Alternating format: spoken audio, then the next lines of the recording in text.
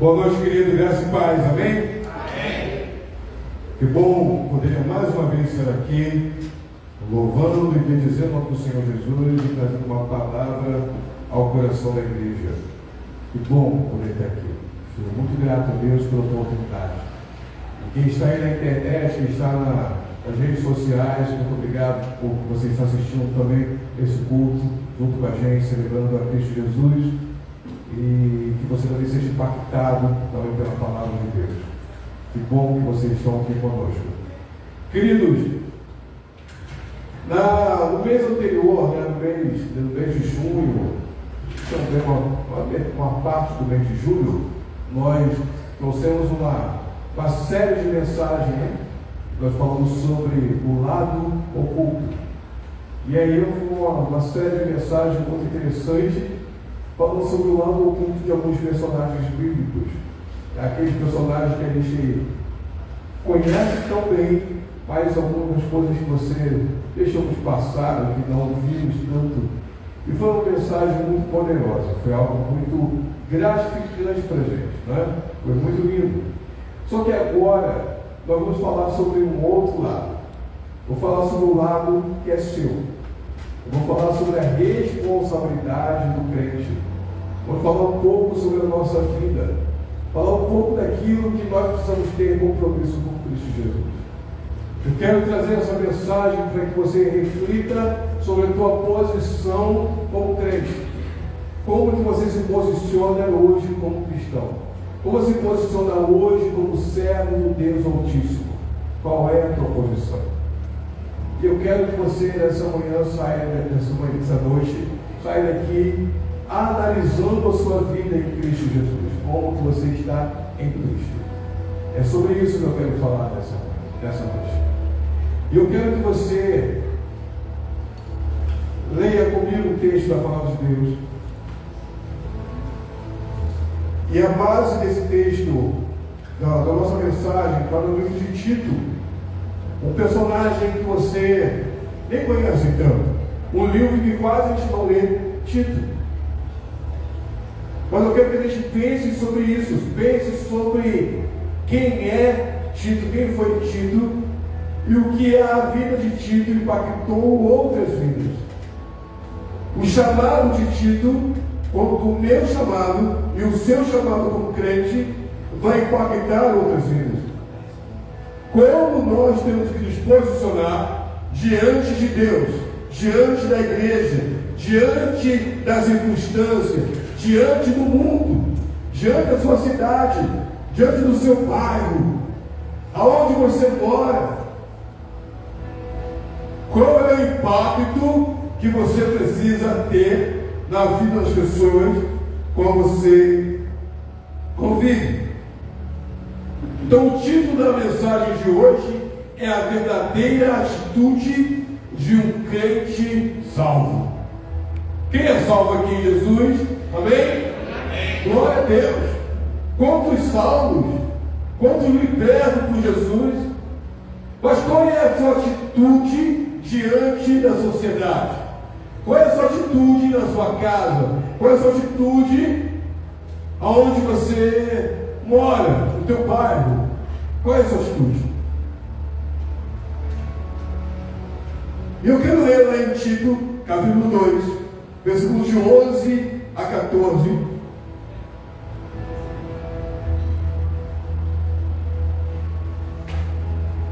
Você pode acompanhar na sua Bíblia ou aqui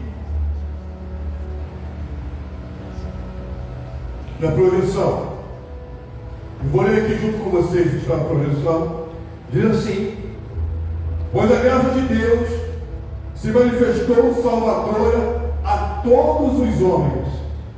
Ela nos instrui a renunciar à impiedade, aos desejos mundanos e a viver de maneira sensata, justa e piedosa nesta era presente.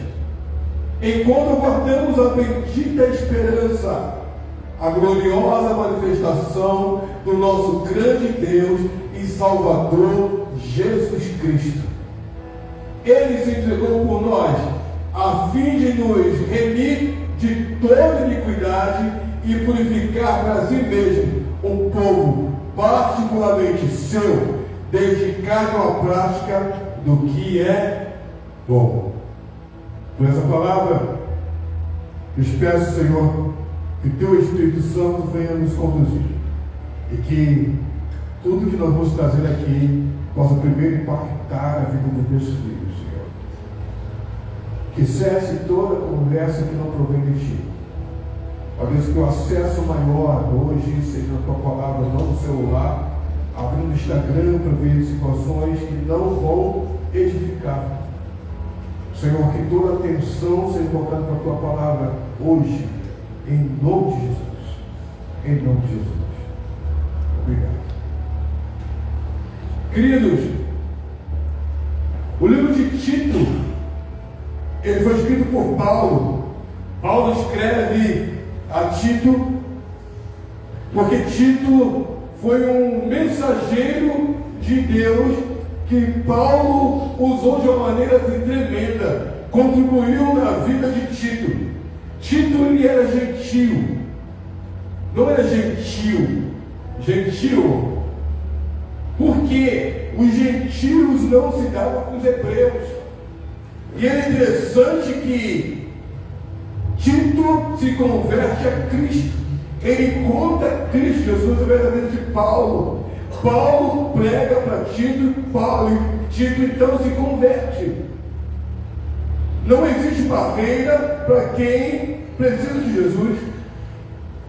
Muitas vezes nós fazemos isso, fazemos separação, achamos que aquela pessoa não precisa de Jesus, ou ela é inalcançável. Ela não, ela vai morrer dessa maneira mesmo, porque talvez não tem jeito para ela mais, e é assim que nós fazemos separação das pessoas. Mas Paulo não, Paulo pregou o evangelho para Tito, que era gentil de uma cidade totalmente fora do arraial dos hebreus. E Tito então, ele contribuiu para levar a palavra. Tito, ele, quando Paulo escreve as cartas em 1 Coríntios e 2 Coríntios, quem leva essas cartas é Tito, que leva a palavra lá para aquele povo, encorajando os coríntios a viver uma vida digna, uma vida correta diante do Senhor. Tito teve então uma influência enorme para a chegada do Evangelho a Creta. E eu vou falar sobre Creta para você entender qual é essa cidade e quem vivia nessa cidade. Mas hoje eu quero que você entenda o plano disso tudo, os fundos dessa mensagem, porque hoje nós vivemos muito de aparência. Eu falo isso várias vezes aqui na igreja. Nós vivemos pela aparência, vivemos para mostrar alguma coisa para alguém, o tempo todo queremos mostrar. Temos filtro nas nossas postagens. Se você está com olheira, rapidamente você coloca lá um filtro para checar os olheiros. A IA nos ajuda, né? A inteligência artificial muda tudo, tira a barriga, bota a gente no caminho do Flamengo. A IA faz todas as coisas para a gente, faz modificações. E hoje a gente trabalha, hoje a gente vive ainda com aparência. E tem gente que tem aparência de crente. Parece ser crente, anda com a Bíblia no braço, sabe versículos, vários efeitos, várias frases de efeito, vários versículos que você escolhe, e a pessoa sabe todos eles. Você passa em lojas, você passa em casas e diz lá, tudo posso naquele que me fortalece, e aí você acha, ali é uma casa do Senhor. Tem pessoas que o tempo todo conhecem muito bem, conhecem a linguagem do reino, mas não conhecem ou pouco revelam o reino. Conhecem o reino, mas não revelam o reino. Vivemos um tempo então que pessoas conhecem as canções, cantam as canções da igreja, que a igreja está cantando, sabe todas as canções, mas não conseguem perdoar. Não consigo perdoar ninguém. A outra face, essa canção? Conhece a canção, mas não consegue realmente perdoar, não consegue amar. Alguns vêm ao culto, levantam as mãos, adoram o Senhor, coisa linda, sente emoção, estão aqui, levantam as mãos, mas em casa não conseguem baixar o orgulho, são orgulhosos, presunçosos, se acham donos da verdade.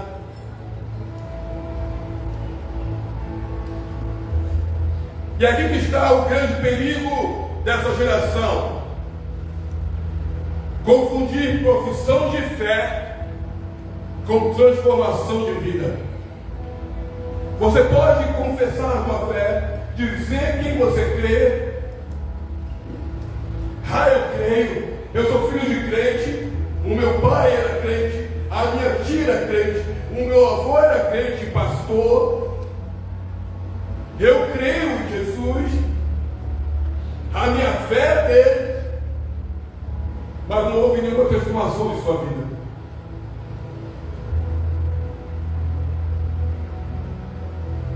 Queridos, a maior tragédia da nossa vida, a maior tragédia da igreja em Cristo, a igreja de Cristo, não é quando o mundo entra nela, mas é quando a igreja começa a aparecer com o mundo. Essa é a maior tragédia da sua vida, da minha vida, tragédia da igreja, onde a gente começa a aparecer com o mundo. E foi nesse cenário que Paulo escreve a Tito. Creta era uma sociedade moralmente falida. A cidade de Creta, a ilha de Creta, era moralmente falida. E Paulo então escreve a Tito para que Tito faça um trabalho espiritual naquele lugar, naquela cidade. Em Creta era normal mentir. Era normal viver aquela vida de engano. E o povo de Creta, então, para eles isso está tudo bem. Porque posso continuar agindo dessa mesma maneira, porque está tudo bem, é normal. Tanto que ainda o povo de Creta é conhecido como um povo de mentira, um povo que vive uma mentira, constantemente vivendo uma mentira. Não é um povo que as pessoas acreditam. Eles levaram isso para a vida. Enganar na cultura de Creta era normal. A imoralidade era celebrada.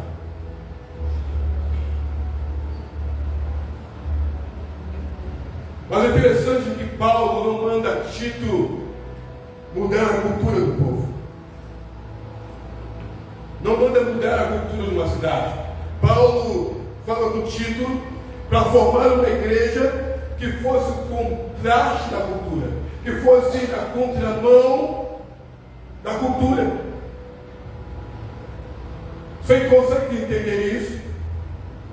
Não era mudar a cidade, era mudar a igreja, para que a igreja pudesse então interferir na cultura do povo. A igreja precisava mudar o seu coração.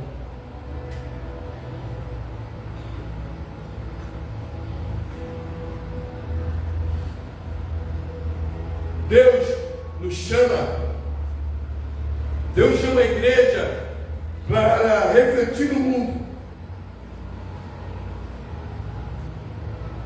Chamou a igreja para refletir no mundo a imagem de Cristo Jesus. Nós temos que refletir no mundo a imagem de Cristo Jesus.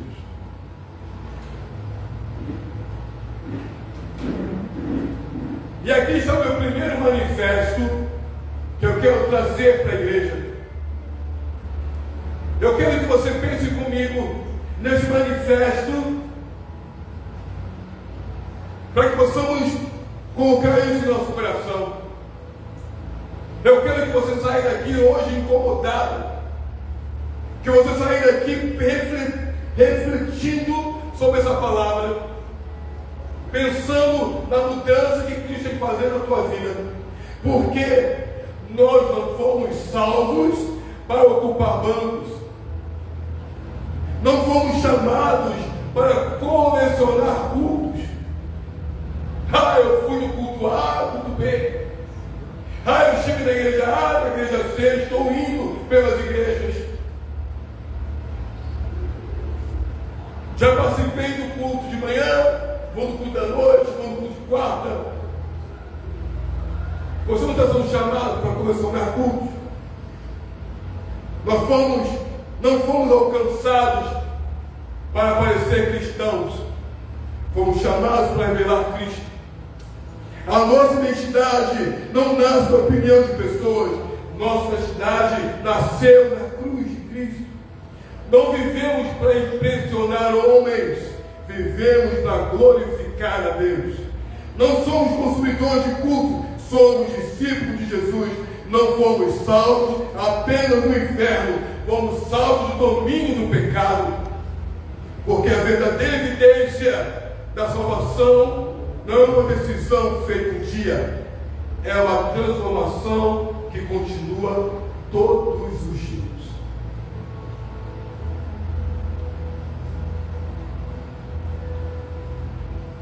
E Paulo lhe pergunta o seguinte, na realidade, não é a pergunta que ele faz, a primeira. Ele não pergunta para você, nesse texto, se você frequenta uma igreja. Qual é a igreja que você pertence? Qual é a igreja A ou a igreja B? Ele não quer saber qual é a igreja que você frequenta. Não é isso que eu estou perguntando nessa noite. Qual é a igreja? Eu sou da Assembleia. Eu sou da Batista. Eu sou da Metodista, Pentecostal, Casa da Bênção. Isso aí não é a pergunta. A pergunta é que a gente precisa entender e colocar na nossa coração é o que a graça mudou a sua vida. Quando você entendeu que é Jesus, a graça alcançou o teu coração. Qual é a mudança que Ele fez na sua vida? A graça te alcançou. Você foi alcançado pela graça. E tem uma canção que fala sobre isso. Fui alcançado por tua graça, maravilhosa graça, que trouxe salvação para mim. Não é isso? A graça alcançou a tua vida. A graça chegou na tua vida. E o que mudou o teu coração? Qual foi a transformação que Ele fez quando você recebeu Jesus como teu Salvador? Essa tem que ser a pergunta dentro da sua vida. E eu quero fazer contigo nessa noite o primeiro movimento para você entender melhor sobre isso. E o primeiro movimento que eu quero que você entenda, que o crente salvo aprende a dizer não.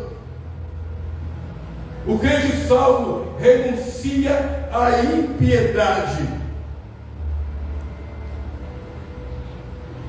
E a palavra impiedade no grego é aneomai, ou seja, significa rejeitar deliberadamente. O salvo entende que existem coisas que ele não faz mais, não porque alguém está olhando, mas porque Cristo agora habita nele. O salvo crê, o salvo, ele não fala palavrão. Você é salvo, é liberto por Jesus e vai continuar falando palavrão. A tua boca é consagrada ao Senhor. O salvo em Cristo abençoa ao invés de maldizer. O salvo em Cristo perdoa, não fica guardando rancor, não fica guardando mágoa no coração.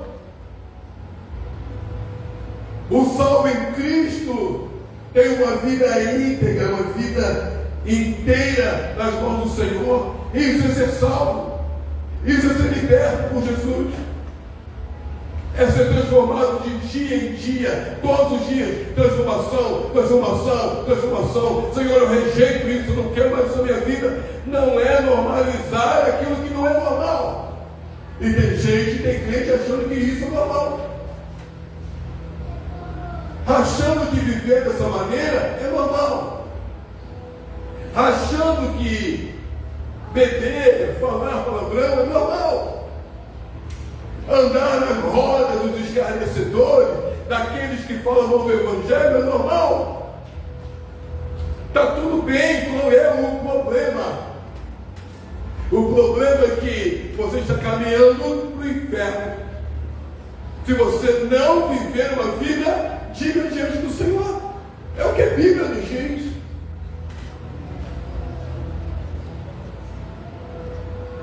Eu estou seguindo o que a palavra dos Deus nos fala. Como está a sua vida? Como é que você está diante do Senhor? Qual é a tua ligação com Cristo?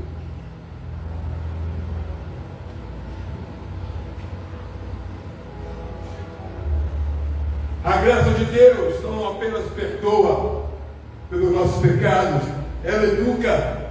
A graça, ela disciplina. A graça transforma. Jonas Madureira, pastor Jonas Madureira, é um dos teólogos que eu gosto muito. Ele disse que a graça não muda apenas o comportamento, ela muda aquilo que amamos. A graça de Deus não muda só o teu comportamento, mas muda aquilo que você diz que ama. Aonde está o teu coração? O Evangelho, ele tem o poder de reorganizar os nossos afetos. O pecado perde o encanto porque Cristo se torna infinitamente mais do que precioso em nossa vida.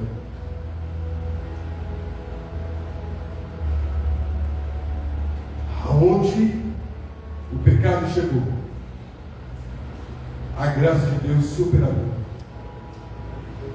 Aonde o pecado está, a graça de Deus precisa ser muito maior. Muito maior. Por que a gente insiste em viver no pecado? Continuar ali no pecado, querendo viver no pecado, enquanto você pode viver na graça de Deus. Falei no início que eu não vou pregar algo para poder você sair daqui só sorrindo. Eu quero pregar algo para que você saia daqui, sabe, ali falando: Senhor, muito obrigado, porque hoje eu fui confrontado com a tua palavra, com mudança na minha vida. Eu poderia fazer uma palavra para você nessa noite de prosperidade. Talvez você veio para cá para ouvir palavras de prosperidade, mas não é isso hoje. Antes de você ser próspero, você precisa fazer um alinhamento com Cristo. Alinhamento, o que é ser igreja? Quantas pessoas você impactou aí nessa semana? Nessa semana ficou curta. Quantas pessoas ouviram do Evangelho através da sua vida? Quantas pessoas no seu trabalho? Quem foi impactado? Quem ouviu de Jesus sobre você? Você falou de Jesus? Para quantas pessoas? Quantas pessoas você falou de Jesus lá na sua escola, na sua faculdade? Para quantas pessoas?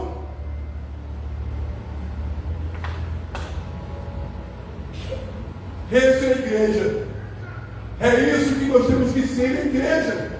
Olha para o banco ao lado. Olha o banco vazio que você tem ao teu lado. Quantas pessoas precisam estar aqui para ouvir a palavra? Você convidou quantas pessoas? Quantas pessoas foram impactadas pelo Evangelho que você diz que crê?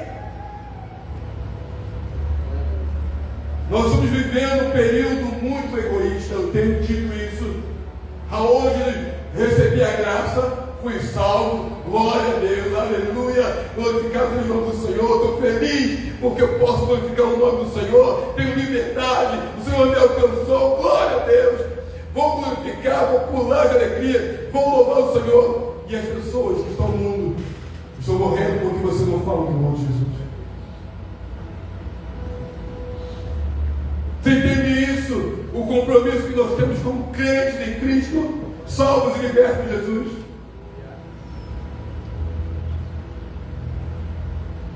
Existem 3 marcas na vida do crente. 3 marcas de uma nova vida. 3 marcas. A primeira marca é viver de forma sensata ou sensatamente. No grego é sóforos, uma mente governada, domínio próprio. No mundo impulsivo, o salvo não é governado pelos seus desejos. Grave isso, querido. O salvo não é governado pelos seus desejos, o salvo é governado pelo Espírito de Deus. Oh, glória! Você é salvo, você é liberto, governado pelo Espírito. Quem governa você é o Espírito Santo de Deus. Você não tem mais domínio sobre a tua vida. Acabou. Você vai aonde Deus manda você ir. Não é você que decide o que tem que fazer. Quem governa a tua vida é Deus. O crente que é salvo, liberto de Jesus, entende isso. Precisa ser governado pelo Espírito Santo de Deus. Sabe por quê? Assim como eu e você tivemos experiências terríveis com isso. Que a gente resolveu fazer pelas nossas forças e deu ruim. Deu ruim. Eu vou fazer igreja comigo. Eu estudei, eu sei o que eu sei fazer. Aí quando chegou no final, deu. Não orou, não foi para o joelho, tudo começou a orar, Deus não respondeu ainda. Vou fazer por mim mesmo, Deus não responde. Deu ruim. Você precisa ser governado pelo Espírito. Está no teu trabalho. Deus mandou você ir para lá. Foi Deus que mandou, então mantenha-se firme lá. Vai abençoar aquelas filhas. Se você orou e Deus mandou você ficar lá, fique lá. Faça a vontade do Senhor. Domínio próprio. Você é governado pelo Espírito. A terceira palavra é justamente. Também no grego é dikaios. É integridade, honestidade, coerência. O cristão continua sendo verdadeiro quando ninguém está olhando. O seu testemunho vale muito mais do que o discurso. Vida. Cristão precisa ter vida.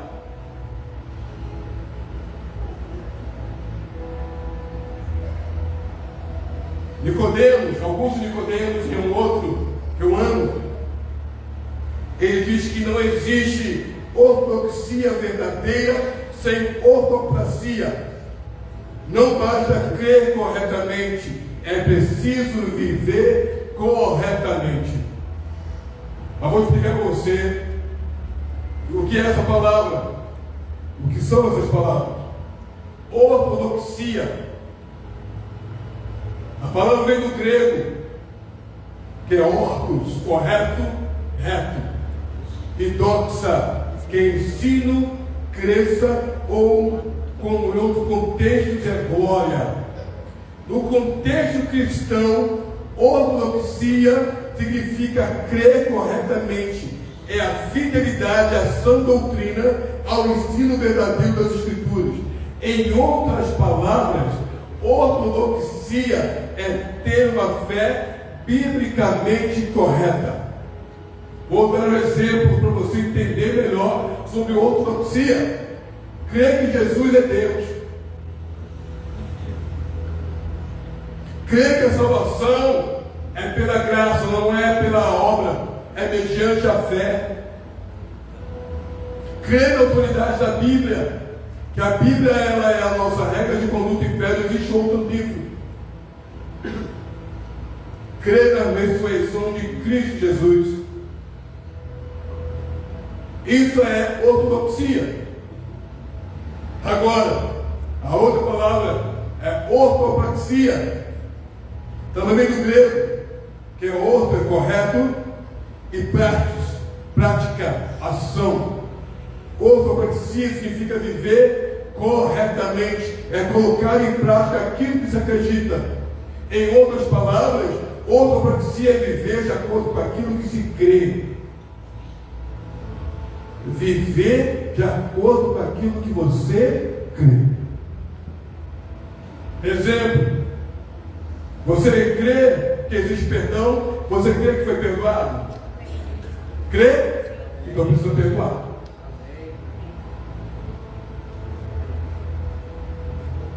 Você crê que precisa amar o próximo? Então precisa amar o próximo. Você crê que precisa viver em santidade, demonstrar o fruto do Espírito? Então você precisa viver isso. Paulo, quando escreve em sua carta de Tito, a igreja de Creta, ele está chamando a igreja para que seja uma igreja saudável. Ele precisa então ter essas duas coisas: ortodoxia. Sem ortopraxia produz religiosos. Ortopraxia sem ortodoxia. Ortodoxia produz moralismo sem evangelho. Ou seja, a fé que entra pela mente precisa aparecer na sua vida.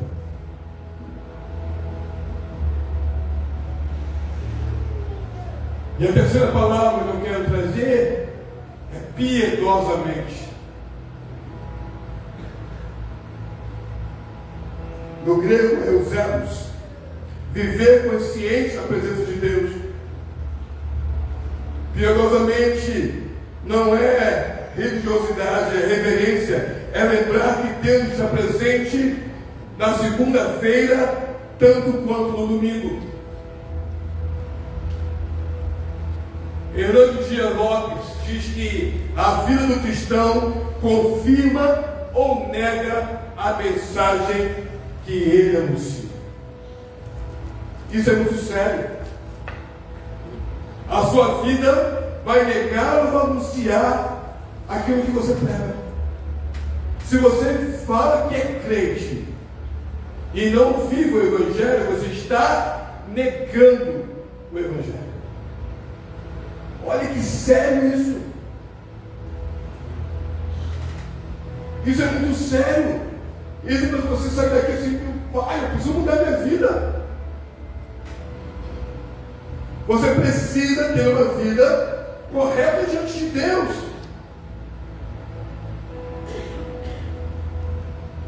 Porque o sermão mais convincente não é esse que é pregado aqui de púlpito. Não é. Muitas vezes é aquele que você vive na rotina do dia a dia. Esse é o melhor sermão. É a sua vida na vida do outro.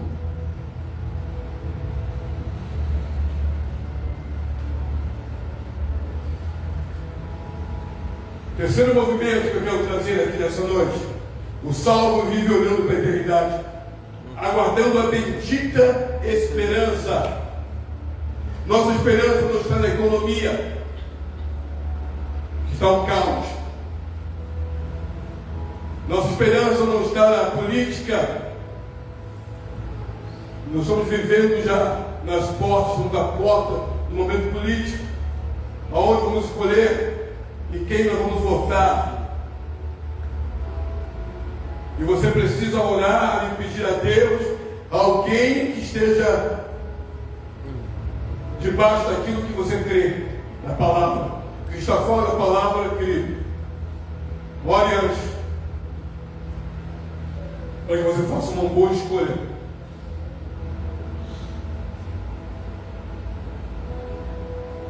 O salvo não olha para as circunstâncias. A nossa esperança não está nisso tudo, em política, na economia, nem nas circunstâncias. A nossa esperança tem nome. E o nome é Jesus Cristo. Quem espera a voz de Cristo aprende a viver preparado. É a nossa esperança, está nele. Não tem outro que vai poder te ajudar, que vai te salvar, que vai libertar a tua casa, que vai transformar o teu coração. Não existe outro. Só o nome de Jesus Cristo. Quarto movimento que eu quero trazer nessa noite. O salvo torna-se zeloso de boas obras. Um povo exclusivamente seu. Zeloso de boas obras, como diz o texto. Mas entenda, querido, que as boas obras não compram salvação. Elas revelam a salvação. Porque você é salvo, então você vai praticar boas obras. O fruto não produz a árvore produz o fruto. Uma vida transformada inevitavelmente produzirá atitudes transformadoras. A tua vida precisa impactar outras vidas. O seu posicionamento diante de Deus precisa impactar outras vidas. A sua forma de ver, de agir, de falar, precisa impactar outras vidas.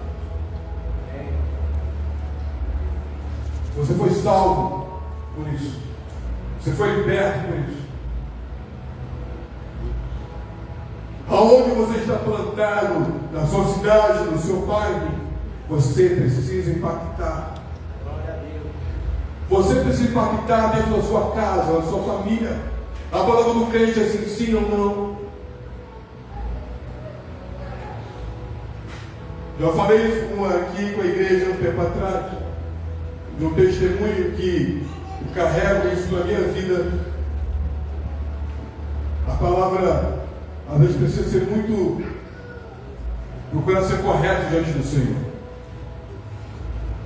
Meu sogro, como estava vivo, meu sogro sempre gostou de beber. Conheci meu sogro assim, bebia. E eu frequentava a casa do meu sogro. Estava sempre na casa do meu sogro. Antes de casar, já frequentava, estava lá, minha mãe morava lá. Estava sempre com ele. E meu sogro sempre bebeu, sempre teve cerveja na casa dele, o tempo todo lá. Casei. E eu, a minha casa, eu sempre gosto de gente na minha casa, eu sempre gosto de família, sou de família. Sempre gostei disso. Fazer Natal, árvore de Natal, aquela coisa toda. Sempre gostei disso. Sempre gostamos. E aí, quando nós casamos, nós decidimos que na nossa casa não entraria bebida alcoólica, na nossa casa não entraria cerveja, nada disso. Nós combinamos isso. E aí o meu sogro, uma vez que entrou na minha casa, falou que ia levar cerveja, e disse, a minha casa passou. Minha casa é consagrada, minha geladeira é consagrada ao Senhor, eu orei tanto por ela. Não, minha casa não. E ele entendeu, ele sempre respeitou, sempre me amou, e eu amei meu sogro como fosse meu pai. Não estou falando isso porque ela está aqui, ela sabe muito bem o carinho que eu tenho, que eu tinha com meu sogro que já faleceu. Mas lembro disso, do posicionamento. Eu me posicionei, e mesmo assim, ele continuou crendo em quem eu pregava na minha vida. Eu tinha que ser Cristo. Eles precisavam ver em mim Cristo Jesus. Esse dia eu estava comentando com ela, estava falando sobre a nossa vida para Cabo Frio, vindo para cá. E ele sempre me incentivava e falava para a gente que um dia eu ia ser pastor de uma igreja. Né? Eu falava, ele fazia, eu vou construir, eu vou ganhar um dinheiro, e vou construir uma igreja para você ser pastor dessa igreja. E se hoje ele estivesse vivo, eu estaria muito alegre, muito feliz com essa pessoa vivendo aqui. O meu sogro, no final de sua vida, nós cremos que ele aceitou Jesus como Salvador. Eu quero dizer isso para você. Posicionamento. O crente precisa ter se posicionar. Quem você é em Cristo? Quais são as concessões que você está liberando para poder ser aceito diante da sociedade? Para que as pessoas te acham assim, qual é o problema? Deixa eu ser aceito, porque eu vou dar meu jeitinho de ficar aqui. Você vai se moldando ao mundo para ficar bem.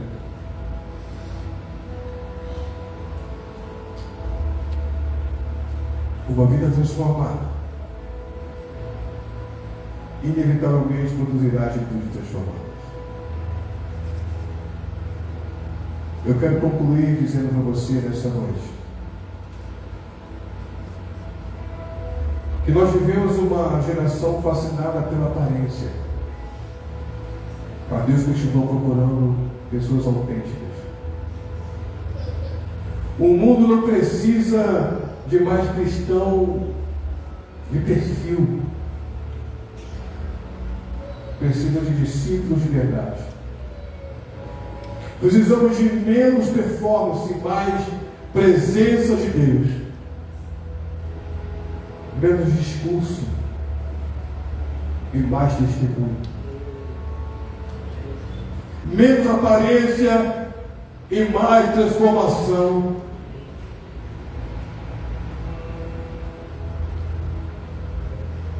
Como diz o nosso pastor Josué, ele diz o seguinte, que eu acho que é uma ideia que expressa muito bem a nossa realidade.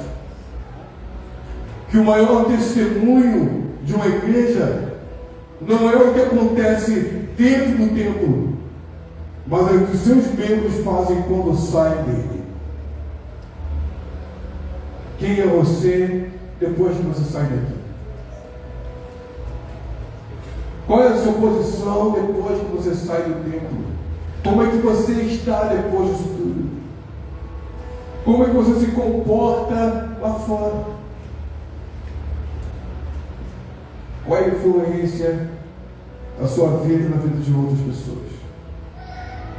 É exatamente isso que Paulo escreve para Creta. Era isso que ele queria que Tito entendesse. A igreja de Creta não se formaria ainda por causa dos seus cultos. As igrejas que estão aqui em Cabo Frio não vão transformar Cabo Frio por causa dos seus cultos. Pode ter o melhor culto, a melhor banda, o melhor grupo musical, o melhor som, a melhor iluminação, ter um templo lindo, mas não é isso a ação transformadora. O Senhor vai transformar essa cidade por causa de pessoas que foram transformadas.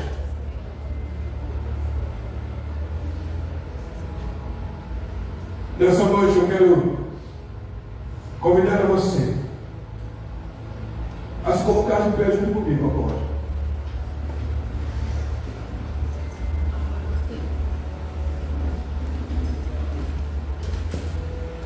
Existe uma declaração, esse manifesto, que eu quero que você leia comigo. Mas você vai ler se você quiser ler. Se você entendeu essa mensagem nessa noite, eu quero que você não leia, mas leia com vontade, com força, declarando isso sobre a tua vida. Não leia por qualquer leitura apenas, mas leia porque Jesus Cristo quer mudar essa cidade. Jesus Cristo quer mudar a sua vida, Jesus Cristo quer mudar a sua casa, Jesus Cristo quer mudar a sua história. Jesus Cristo quer que você seja influente na sua escola. Jesus Cristo quer mudar a tua forma de agir e de pensar. Eu quero que você leia esse manifesto.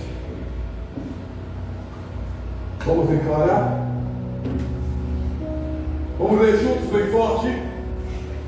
Não fomos salvos para sermos cristãos. Fomos salvos para herdar Cristo. Não viveremos apenas para frequentar